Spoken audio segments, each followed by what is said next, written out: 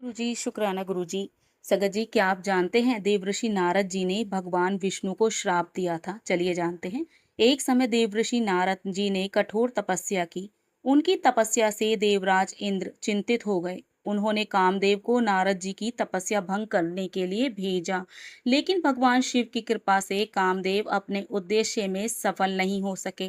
तपस्या पूर्ण होने पर नारद जी के मन में सूक्ष्म अहंकार उत्पन्न हो गया और उन्होंने कामदेव को जीत लिया है।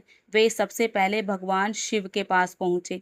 भगवान शिव ने उन्हें प्रेम पूर्वक समझाया कि इस विजय का अभिमान मत करना और विशेष रूप से भगवान विष्णु के सामने इसका गर्व मत करना। लेकिन नारद जी ने शिवजी जी की बात नहीं मानी। वे भगवान विष्णु के पास गए और अपनी तपस्या तथा कामदेव पर विजय का वर्णन करने लगे। भगवान विष्णु समझ गए कि उनके प्रिय भक्त के मन में अहंकार आ गया है। भक्त का अहंकार दूर करने के लिए उन्होंने अपनी योग माया से एक अद्भुत लीला रची।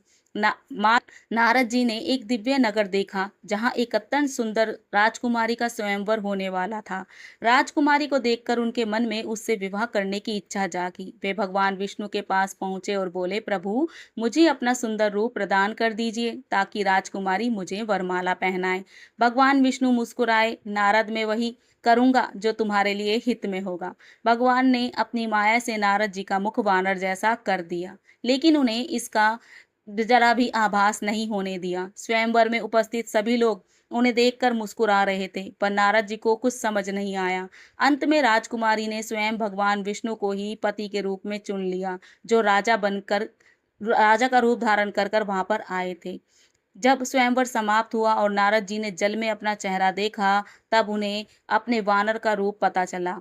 उन्हें बहुत क्रोध आया। उन्हें पता लगा कि भगवान विष्णु ने उनका उपहास बनाया है। क्रोध में आकर नारद जी ने भगवान विष्णु को श्राप दे दिया, जैसे आज मैं स्त्री वियोग के दुख से व्याकुल हुआ हूँ, वैसे ही आपको भी मनुष्य रूप में जन्म लेकर अपनी पत्नी के वियोग का दुख सहना पड़ेगा, और जिन वानरों का रूप आपने मुझे दिया है, उन्हीं वानरों की सहायता आपको अपने कार्य की सिद्धि के लिए लेनी पड़ेगी। संगत जी, मान्यता है कि देवऋषि नारद जी के इसी श्राप के परिणाम स्वरूप भगवान विष्णु ने त्रेता युग में मर्यादा पुरुषोत्तम श्री राम के रूप में धरती पर अवतार लिया। माता सीता के हरण के बाद उन्हें उनके वियोग का गहरा दुख सहना पड़ा। उनकी खोज, समुद्र पर सेतु निर्माण और रावण वध के लिए भगवान श्री राम ने हनुमान जी, सुग्रीव जी, जामवंत ऐसे ही वानरों की सहायता ली।